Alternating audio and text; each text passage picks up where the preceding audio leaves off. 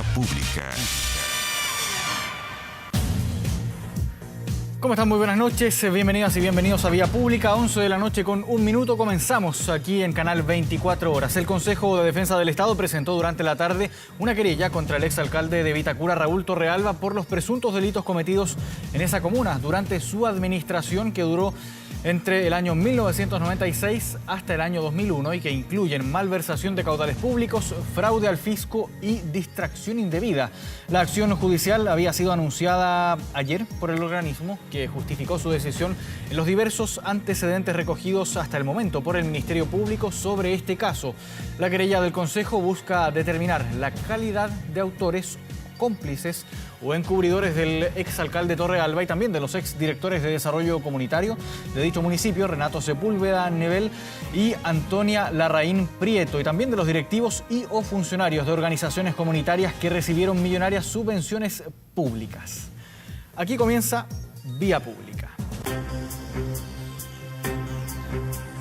Ya estamos listos en este estudio para conversar junto al senador Rojo Edwards sobre el proceso constituyente que ya está viviendo su etapa en el Parlamento, está ya en el Congreso, ingresó a tramitación esta iniciativa y que ya comenzó también con algo de movimiento. Al menos durante esta jornada ya se definieron algunas fechas. Esto claramente debe ser ratificado luego por ambas cámaras, de continuar con su proceso legislativo, pero ya tenemos algunas fechas. Febrero con la inscripción de candidatos, en marzo también la designación del comité de expertos, luego el 7 de mayo, ahí hubo un cambio de fecha, la elección de los consejeros, 7 de junio sería el inicio del Consejo Constituyente, y muy importante porque la fecha del plebiscito de salida sería de aprobarse esta reforma constitucional el día 17 de diciembre. Uno de los primeros aspectos, senador, que llamaron la atención durante esta jornada. Muy buenas noches, gracias por acompañarnos. Gracias por la invitación, Marco, un gusto estar acá con ustedes. Uno de los primeros aspectos que llama mucho la atención es la presentación de estas 189 indicaciones, y usted presentó una particularmente que fue rechazada durante la jornada y que buscaba que en el plebiscito, en la elección de los consejeros se preguntaba también si es que se estaba o no de acuerdo con este acuerdo, valga la redundancia, este acuerdo constituyente. Bueno, primero decirte que a mí lo que me gustaría, entendiendo que la política representativa, nosotros los parlamentarios, el gobierno, tenemos que hacerle caso a las demandas ciudadanas. Y si yo hoy día veo que la gran demanda ciudadana es la seguridad, la inflación, la salud, la educación, el tiempo de los representantes debiese estar dedicado mayoritariamente a eso. Lamentablemente lo que yo veo es que los políticos en general están más preocupados de hacer una nueva constitución a través de una convención que de las urgencias sociales. Ahora, independiente de eso, este proceso ya está en marcha, ¿no es cierto?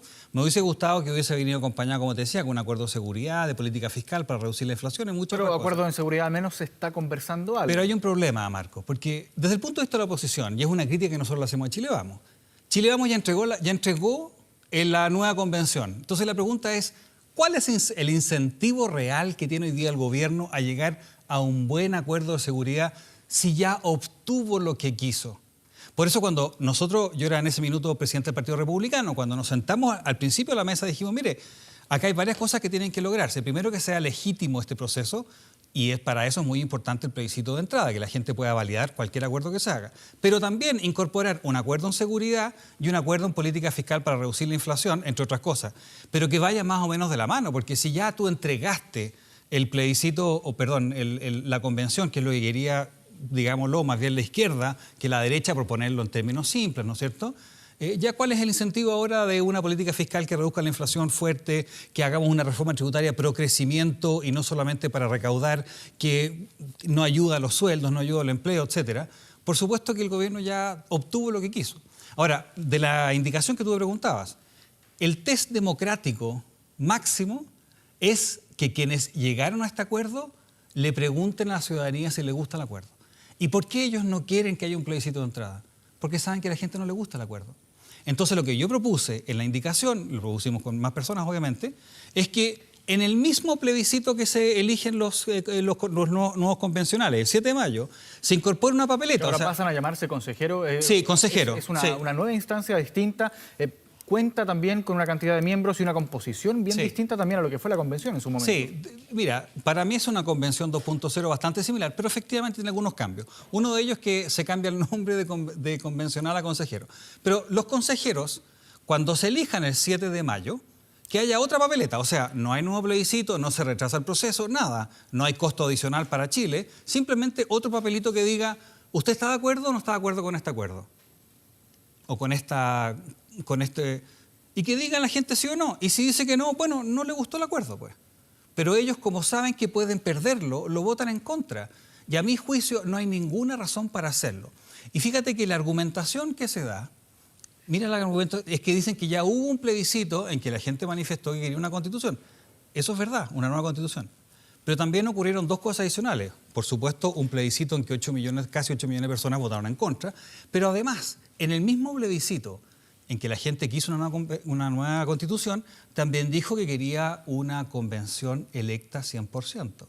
Entonces ellos van y dicen, voy a considerar esta papeleta, pero no esta otra papeleta. Entonces, ¿cuáles son las credenciales democráticas de un grupo que llega a un acuerdo que determina qué plebiscito considera para efectos de justificar no preguntar a las personas si quieren una constitución? El test democrático de este acuerdo no lo pasaron el día de hoy porque votaron en contra de que la gente pueda decidir si quiere o no quiere este acuerdo, esta nueva convención. Y en este mismo sentido, senador, ¿no es también quizás un poco más razonable realizarlo de esta forma? Y lo pongo como pregunta, como interrogante, considerando que ya se viene de varios procesos eleccionarios previos, se viene también de lo que usted mencionaba, este plebiscito de entrada del proceso inicial, en el que la opción del apruebo obtuvo una abrumadora mayoría. Usted mencionaba también que luego en el plebiscito de salida también se obtuvo una abrumadora mayoría por parte de la opción del rechazo, pero rechazando también esa propuesta en específico de nueva constitución, no el proceso completo, ¿no? ¿No considera usted que quizás es una forma razonable y poco más ordenada y también un poco más consciente con los plazos para que se pueda llegar a una nueva propuesta constitucional? Pero por supuesto que no, Marco, te voy a explicar por qué. ¿Cuál es el problema de la fecha del 7 de mayo? A mi juicio es que se está haciendo la rápida porque los candidatos van a tener que ser inscritos el 6 de febrero. Habrá peor fecha en Chile que el 6 de febrero. Se va a publicar la ley y en 2 semanas van a tener que estar todos los candidatos. O sea, evidentemente los partidos políticos no vamos a tener tiempo suficiente para ofrecer los mejores candidatos porque no vamos a tener tiempo y se va a tener que hacer específicamente en el verano cuando hay muchas personas que están pensando quizás en otra cosa o están con otras realidades presentes, ¿no es cierto? Pero el plebiscito de entrada se podía hacer el mismo día. No hay un nuevo plebiscito, es una segunda papeleta. No es nada. Pero fíjate, hay otra cosa que es incluso más cuestionable a mi juicio. O sea, también es cuestionable. Resulta que nosotros dijimos, bueno, si es que se rechaza, que puede ser buena, y si es buena la constitución que se escribe, yo voy a votar a favor. Pero si se llegara a rechazar, que el proceso termine. Entonces yo propuse una indicación que dice, si es que se rechaza, por un año no puedes volver a proponer una nueva convención, como pasa con cualquier ley. Si tú rechazas una ley, no puedes hacer una ley similar, de idea matriz similar, por un año. Eso es lo normal, lo razonable. Yo lo propuse y ellos dicen, no, queremos dejarlo abierto. Se subentiende. No se subentiende. Es evidente que están dejando la puerta abierta para que si es que se rechaza nuevamente, pueda ser una convención 3.0, una convención 4.0, N convenciones porque simplemente no están haciendo el rechazo. Me dicen se subentiende. Pero fíjate, Marco, en la convención anterior, el texto, nosotros le pedimos a la izquierda que dominaba la convención, oiga, tenemos que poner que las personas son dueñas de sus ahorros previsionales. Y ellos se opusieron permanentemente. ¿Por qué? Porque no consideraban que las personas eran dueños de sus ahorros previsionales. Y la gente lo entendió. Yo creo que a la gente uno tiene que decirle exactamente lo que quiere hacer. Y cuando se opone a que se diga algo y dicen que se subentiende, lo que hay detrás de eso es que simplemente no se subentiende. Entonces yo me quedo con claridad absoluta que tanto Chile Vamos como el gobierno lo que quieren es un proceso que como saben que la gente no está de acuerdo porque la gente está preocupada de la delincuencia, la inflación y no de esto, podría ser rechazado, entonces eliminan el plebiscito de entrada. Como podría ser rechazado al final, entonces eliminan que se cierre el proceso para poder iterar hasta que lleguemos a una convención que a ellos les guste y que logren quizás sin ni siquiera plebiscito. A mí el proceso realmente, Marco, a mí simplemente no me gusta. No estoy diciendo que quizás no sea necesario hacer cambios profundos y quizás incluso una nueva convención. Pero esta convención con este acuerdo y sin preocuparse de las urgencias sociales, a mí personalmente no me parece, y hoy día quedó absolutamente demostrado con las votaciones de los parlamentarios que pertenecen a la Comisión de Constitución. Hay de Chile Vamos y del Gobierno, y que están actuando como un solo bloque. Para mí, como senador que no pertenece a la Comisión de Constitución, que participa como con voz, digamos, yo veo un solo bloque. Chile Vamos y Gobierno actuando absolutamente en conjunto y es indistinto y no veo que se puedan diferenciar. Y por eso creo que el rol que tiene Chile, el Partido Republicano y el Partido de la Gente es muy importante para que este proceso tenga y ponga un poco de pies en la tierra que no lo está teniendo. Por eso mismo le iba a preguntar ahora, senador, en caso de que se llegue a aprobar esta reforma constitucional que habilita este nuevo proceso constituyente, ¿cuál va a ser el rol en este contexto de su sector, en particular el Partido Republicano? ¿Qué tipos de alianzas van a intentar también establecer con otros sectores políticos? Usted mencionaba recién al Partido de la Gente, considerando que al menos como va hasta el momento la tramitación, y usted también lo clarificó y lo ejemplificó con que usted a su juicio, esto es un solo bloque entre Chile Vamos y el Gobierno, al menos en este aspecto, en el tramitar el proceso constituyente. ¿Cuál sería el rol entonces del Partido Republicano, del sector que usted representa, y con quién van a buscar tender alianzas? Por ejemplo, pensando en la elección de consejeros. Mira, primero decirte que el Partido Republicano esto ya es una decisión que lo ha comunicado también la directiva, va a participar de todos los espacios que existan. Y por lo tanto, sí van a haber candidatos republicanos y vamos a procurar de que sean los mejores candidatos para representar a una mayoría de chilenos. Quiero decirle que el Partido Republicano que no firmó este acuerdo, yo creo, y todas las encuestas sí lo dicen, que va a ser el partido más grande de Chile en la elección que se va a hacer el 7 de mayo. Y quizás es probable que el Partido de la Gente también sea muy grande. Por lo tanto, los que estamos fuera del acuerdo, los que hemos sido completamente dejados de lado en nuestras ideas para efectos de este acuerdo, quizás representemos a los dos partidos más grandes que haya en Chile y probablemente van a haber muchos republicanos que van a ser parte de la convención. Así que el rol que va a jugar el Partido Republicano es de participar y poner los pies en la tierra. Mira, hay otra cosa que quizás es más anécdota que otra cosa, pero para que veaslo, acá se le está generando un sueldo bastante alto a los nuevos consejeros. Uno dice, oiga, pero cuando los chilenos tienen un sueldo promedio de tanto, ¿por qué usted tiene que proponer pagarle 7 veces el sueldo promedio a los consejeros? ¿Qué no es eso una forma de gastar los recursos de no la mejor manera para los chilenos, especialmente cuando está cuestionado los costos que implica este nuevo proceso constituyente? Una de las cosas que hay que hacer es sacar a esta burbuja que se ha generado en quienes generaron este acuerdo para que vean un poco la realidad que hay detrás de ellos.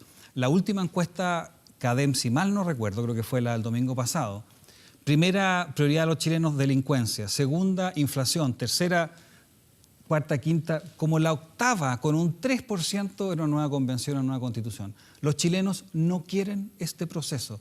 Quieren que le solucionemos o tratemos de solucionar las urgencias sociales y eso es lo que yo no veo. Fíjate que hoy día, y con esto termino, en el acuerdo de seguridad que el gobierno está tratando yo creo que no se va a llegar a mucho, pero es tan así, es tan poco lo que quieren avanzar que ni siquiera están contemplando generar un estado de emergencia para el norte, la macrozona norte de Chile.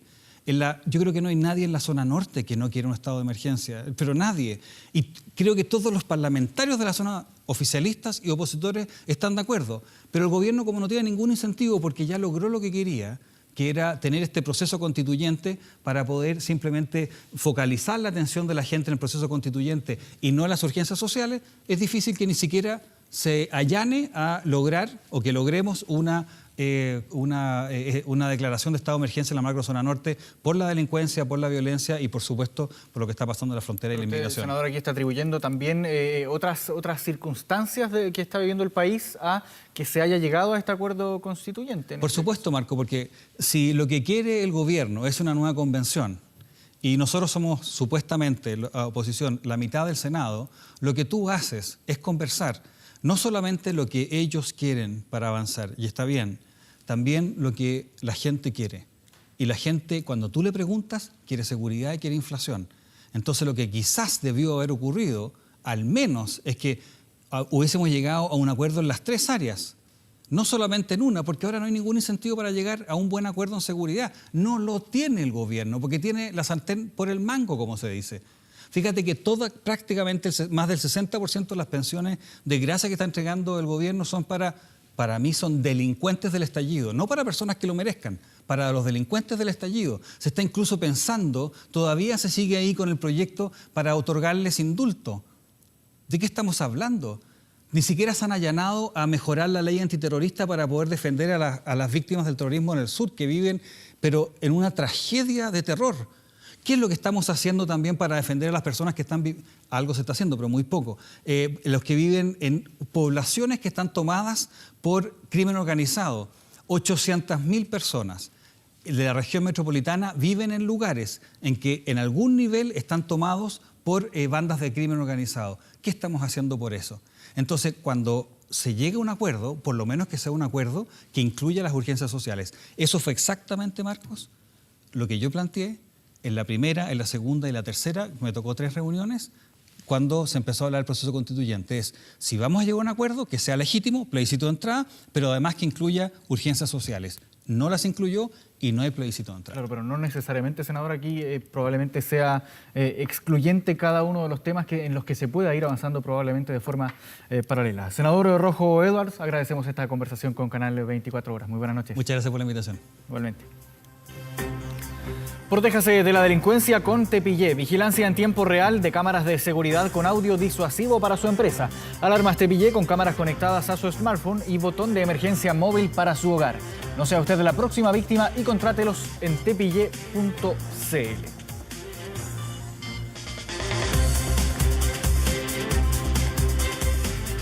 El Ministerio de Salud anunció que se va a prolongar la alerta sanitaria por lo menos hasta el mes de marzo de este próximo año, de este 2023, que está ya muy cerca de comenzar. Esto de manera preventiva, considerando el escenario epidemiológico que viene enfrentando desde hace algunas semanas China y que hoy lo tiene con una cantidad de contagios diarios y de fallecimientos por el COVID-19 bastante alta respecto a lo que habíamos visto al menos durante este año. Vamos a conversar sobre esto con el doctor Miguel O'Ryan, decano de Medicina de la Universidad de Chile. Miguel, ¿cómo están? Muy buenas noches, gracias por acompañarnos. Muy buenas noches, muy bien, muchas gracias, Marco. Miguel, hemos conversado en varias ocasiones sobre el escenario epidemiológico. Las últimas conversaciones que recuerdo que hemos sostenido aquí en el Canal 24 Horas al menos han sido bastante esperanzadoras, venían dando al menos una tendencia a la baja de los contagios, de la situación sanitaria. Sin embargo, lo que vemos en China aparentemente es bien preocupante y esto forzó a la autoridad sanitaria chilena a prolongar, a extender la alerta sanitaria por lo menos hasta marzo. ¿Cuál es su diagnóstico respecto a lo que está ocurriendo en China y de qué forma podría afectar al mundo entero? Bueno, ocurre en China una situación bastante particular, dado cómo decidieron enfrentar la pandemia con esta estrategia de COVID-0, que fue básicamente intentar evitar la circulación del virus mediante estas medidas de restricción muy estrictas, apenas hubieran unos pocos casos. Estrategia que era muy relevante y muy razonable al inicio de la pandemia, como estrategia para tratar de limitar la circulación mientras se desarrollaban vacunas para poder finalmente proteger a la población. A mi manera de ver, hubo ahí, no solo a mi manera de ver, es lo que uno lee, además de opiniones expertas globales, falló de alguna manera el sumar a esta estrategia la suficiente vacunación en China. Entonces, se encuentran con una situación de una población con una alta susceptibilidad a infectar, porque buena parte de la población no ha sido infectada en las rondas previas y no hay suficiente vacunación. Y eso es el caldo cultivo para una circulación importante de virus en China y de casos graves. que es lo que están viviendo hoy día. Pero es una situación particular de China, curiosamente, donde partió, lo lograron controlar, pero ahora hacia etapas finales de la pandemia global están teniendo esta actividad. ¿Y por qué preocupa? Porque obviamente China es muy grande y al ser muy grande y puede poder haber muchas personas infectadas, pudiera eventualmente surgir una variante que fuera realmente de preocupación. Ahora eso es hipotético, no ha ocurrido, pero existe potencialmente ese riesgo y eso es lo que lleva entonces a mirar la situación que está ocurriendo ya con detención, porque podría tener eventualmente, hipotéticamente, un efecto a nivel global. Claro, está esta variante BF7, si no me equivoco, que es la que se está expandiendo en estos momentos por China y que tiene esta gran cantidad de contagios, al menos en ese país, y que el mundo también está temiendo, porque varios países del mundo, no solo Chile, también se han estado adelantando, han estado anunciando también cierto endurecimiento paulatino, eso sí, de las medidas sanitarias. Sin embargo, esto nos hace retroceder también y mirar quizás un poco con temor lo que se pueda venir, ¿no, doctor? No, Marco, mira, yo creo que en esto ya llevamos 3 años, hay que verlo en forma ponderada. Lo que tenemos son subvariantes de Omicron, sigue siendo Omicron, básicamente no hay un cambio global, aparecen mutaciones más limitadas dentro de Omicron que podría darle alguna característica diferente, mayor transmisibilidad. Esto de que esté causando mayor gravedad, esta variante no está tan claro todavía. De tal manera hay que observarla. Pero ¿cuál es el mensaje importante? El resto del mundo, y aquí Chile destaca, está altamente vacunado. No es decir solamente vacunado, está altamente vacunado, con varias dosis. Y eso hace que el sistema inmune de la población esté activado contra las variantes Omicron también. Es cierto que Omicron tiende a escapar a algo más inmunidad producida por vacuna, pero fundamentalmente para el riesgo de infectar. Nosotros estando vacunados, y muchos lo hemos vivido, no hemos infectado con Omicron y la gran mayoría ha sido leve a lo más moderado. Sí, algunos lo han pasado mal, han tenido fiebre 2, 3 días con decaimiento, pero cuadros graves, que llevan finalmente a la hospitalización o la UCI o fallecimiento en personas con 2 o 3 o más vacunas como en Chile, prácticamente no existe. Y ese es el mensaje importante para nuestra población. Vamos a seguir observando lo que pasa en China, siempre atentos a si llegase a aparecer una variante realmente diferente. Muy poco probable, muy poco probable. Ya a esta altura llevamos 1 año con Omicron, a pesar de todo, y es como la parte final de las variantes. Pero a veces nos dan sorpresa los microorganismos y por eso esta cautela de alguna manera del Ministerio de Salud, decir, mire, observemos 3 meses más, veamos qué está pasando, China es importante y si efectivamente vemos que empieza a surgir una variante que empieza a producir problemas, bueno, vamos a estar más rápidamente preparados para responder. Ahora, por nuestro nivel de vacunación como país, lo que deducimos a su juicio, doctor, es que estamos probablemente un poco más preparados que en ocasiones anteriores. Ahora, ¿qué podemos esperar también de la transmisibilidad que se pueda llegar a generar producto de este masivo contagio, episodio de contagio que se está viviendo en China? ¿Podemos esperar que aumenten drásticamente los contagios, no así los fallecimientos? ¿O cuál es el escenario más bien que podríamos, las alternativas de escenarios que podríamos empezar a ver quizás en los próximos meses? Porque se lo pregunto porque estuvimos acostumbrados durante todo el tiempo de pandemia en que lo que ocurría en China pasaba luego en Europa. Pasaba en Europa y unos meses después se repetía aquí en Chile, al menos en América Latina. ¿Cuál es el escenario o cuáles son los escenarios que se abren a partir de este momento, principalmente en materia de transmisibilidad? Eso exactamente, Marco, y eso ocurre y ocurrió, y al principio de la pandemia fue muy claro, estos brotes que estaban ocurriendo en China, que parecían importantes, pero no estábamos seguros si iba a quedar limitado a China, como fue SARS-1, que ocurrió hace 10, 15 años atrás, que causó casos graves, pero se quedó limitado en China. Pero la primera señal de que esto era diferente cuando empezaron, si se recuerdan, nos recordamos ya, a aparecer estos casos en Italia, en donde empezamos a escuchar estos casos masivos estaban ocurriendo especialmente en hogares de adultos mayores, ¿no es cierto?, con alta mortalidad. Eso no está ocurriendo ahora. Si uno ve lo que está ocurriendo en Europa, que está con un invierno muy crudo, ¿y por qué parte primero en Europa? Bueno, porque están ambos en el hemisferio norte, por un lado, y hay mucha mayor circulación de China a Europa que de China a Sudamérica. Entonces, si hubiera alguna señal de que o está empezando a aparecer algo nuevo, parecido a lo que ocurrió allá, ¿no es cierto?, por el 2020, deberíamos estar viendo ahora ya en diciembre, en este invierno, el incremento de casos en Europa. No se está viendo. De tal manera de que, claro, siempre puede ocurrir, hay que estar atento y por eso vamos a mirar unos meses más, pero las señales por ahora no es que estemos asemejándonos a lo que ocurrió con el inicio en China con el primer brote. Entonces, en ese escenario, ¿qué es lo que podría ocurrir? Bueno, uno puede elucubrar posibilidades, pero si efectivamente esta variante nueva resulta ser más transmisible y escapar inmunidad, pudiera haber un aumento de transmisión de casos acá en algún momento, pero del próximo año. Ya no estamos viendo el incremento que tuvimos el año pasado con Omicron, que fue brutal. Si se acuerdan, en diciembre, enero del año pasado tuvimos el pico más alto de casos de toda la pandemia con Omicron. Pero como estaba buena parte de la población ya vacunada el año pasado, no causó, a pesar de ser 5 o 6 veces más los casos que al inicio, no ocurrió el ocupamiento de la unidad de cuidado intensivo, los fallecidos que tuvimos al inicio, porque la población estaba vacunada.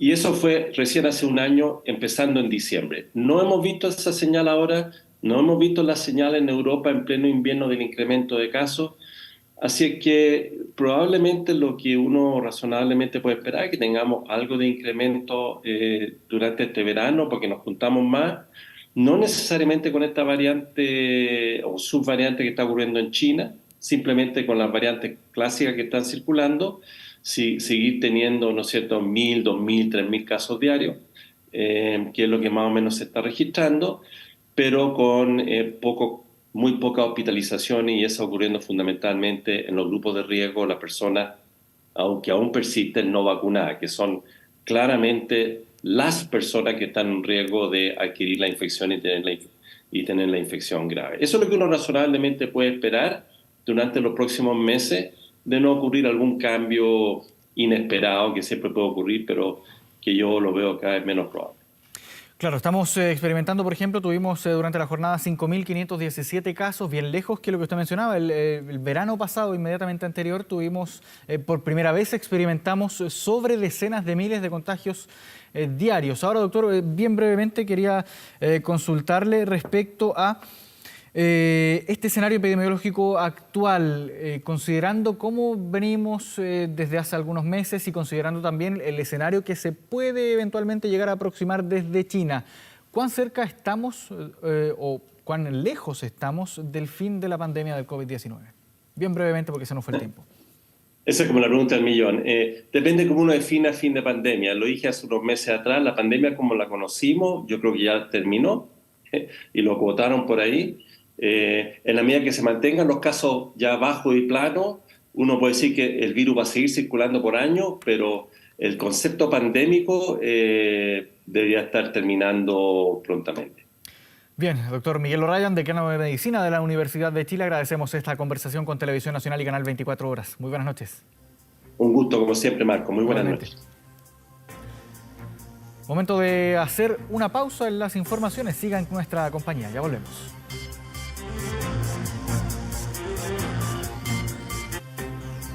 La Universidad Bernardo O'Higgins te invita a vivir la evolución universitaria, un proceso de consolidación construido por más de 32 años, centrándose en la formación integral y en la internacionalización de sus estudiantes. Ingresa a ubo.cl e infórmate sobre el proceso de admisión 2023. UBO, evolución universitaria adscrita a gratuidad. Son las 23 horas con 38 minutos, estamos ya de regreso aquí en Vía Pública y vamos de inmediato a revisar nuestro portal de noticias www.24horas.cl con la información del momento. Se viene el jueves y esta es una buena noticia para los bolsillos porque siguen a la baja los precios de las bencinas. Esto fue informado por ENAP, donde se informa entonces esta nueva variación de los precios de los combustibles nuevamente a la baja. Toda esta información y el resto de las noticias nacionales e internacionales deportivas también están en nuestro portal.